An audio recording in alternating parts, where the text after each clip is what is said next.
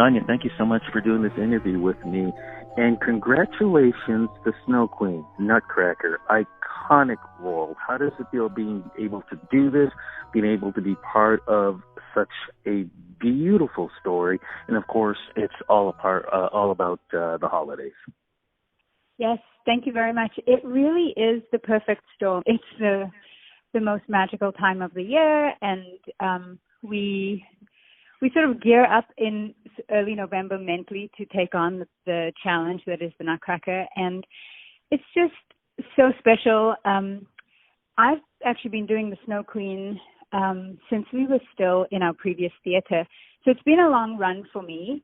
But that means that people get to sort of know that I do the role, and honestly, I'll get stopped in the streets and somebody will say, "Oh, my family comes to the Nutcracker every year, and we've seen you do the Snow Queen," or whatever. And it's just such a beautiful reminder of what a special time it is for a lot of families. So I'm always thrilled when I do get the chance to bring that kind of memory to people. What do you think it is about the story, and of course with the ballet, and what do you think it is that makes it so iconic? I don't know. It's just this ballet has legs.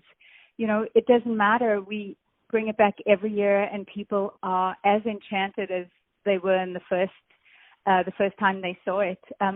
I particularly love our production.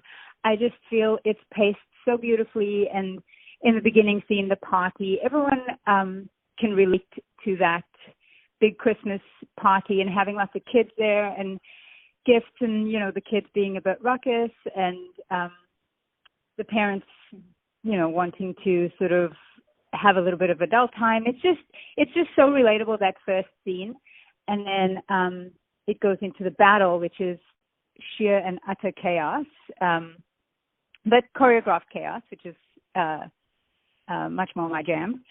And then just the absolute silence of after the battle, when it just calms right down and the Snow Queen and her icicles make an appearance.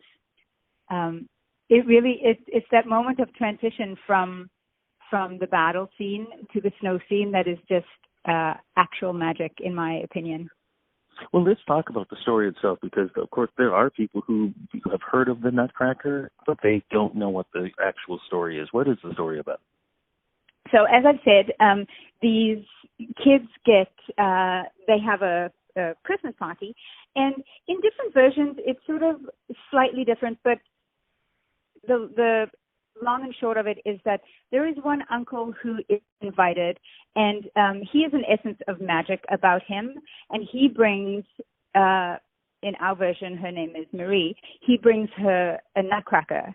And there is an element of maybe he has put a bit of a spell on this Nutcracker, and she has a fight with her brother because he wants it, and it falls and breaks, and the dad confiscates it. But then once they go to sleep, this Nutcracker comes to life, in essence, and they travel to the land of sugar, which is where we will find the sort of iconic dances from the Nutcracker. So the music that's the Waltz of the Flowers, that's very, very familiar to anyone who's ever been to the Bay.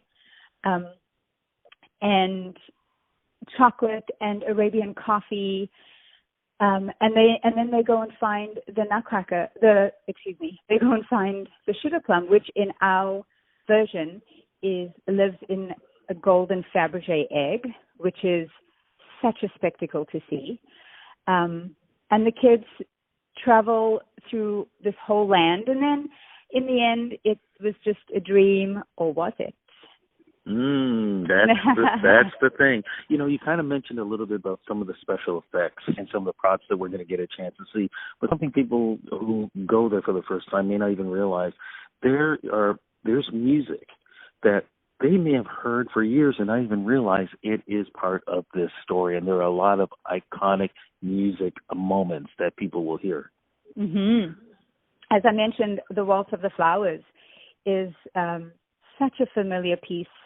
And so soothing and almost hypnotic in a way. The piece of music that the Sugar Plum and the Prince do their grand pas to in the end has to be one of the most beautiful pieces. So even if you just sort of come and close your eyes and listen to the music, you will for sure go on a journey. Now, something else that happens, and something that I was involved with many years ago when I got a chance to be part of the Nutcracker, as you mentioned, there's a scene with the cannon, and there are local celebrities that are part of this. Can you explain about that, please?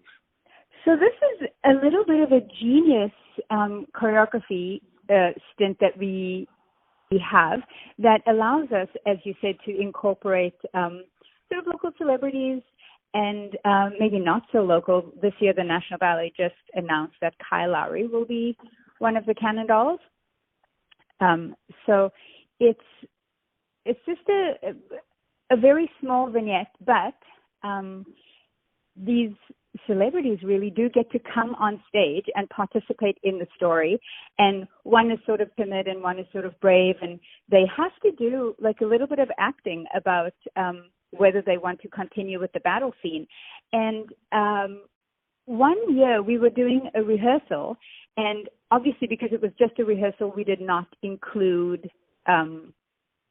we didn't book anyone for that afternoon rehearsal, so I did it with another young man from the company, and it was so exciting. I had no idea how long it was. Firstly, it's a decent amount of stage time, and we just had the most fun doing it. I can imagine that it would be so thrilling for someone to come out and genuinely be a part of the show. Well, like I said, I had a chance to do it with a good friend of mine, Peter Gross. We had so much fun. And the thing is, as you are those celebrity clowns, it happens so fast. The next thing we're off, we're going, oh, we're done? Can we go back and shoot another cannon? You know, it's so much fun. And people should realize, too, that every time they go, there will be a different set of celebrity clowns. So you never know who you're going to run into. So much fun. Where is it going to be, and was it running from what to what? So we open December 12th, and it runs all the way through January 4th this year, which means you have lots of time to still catch it. We are down at the Four Seasons Center for the Performing Arts, which is right at University in Osgood. Of course, another iconic venue for this. This is going to be so much fun. I'm looking forward to being there for this. Thank you again so much for doing this interview with me. But more importantly, thank you for presenting something that has really become a Toronto and a Canadian tradition during the holiday season, the Nutcracker. I could not imagine not having the Nutcracker here during this Christmas season. Thank you again. Thanks very much for having me, and see you at the ballet. You got it. Take care. Bye-bye. Bye.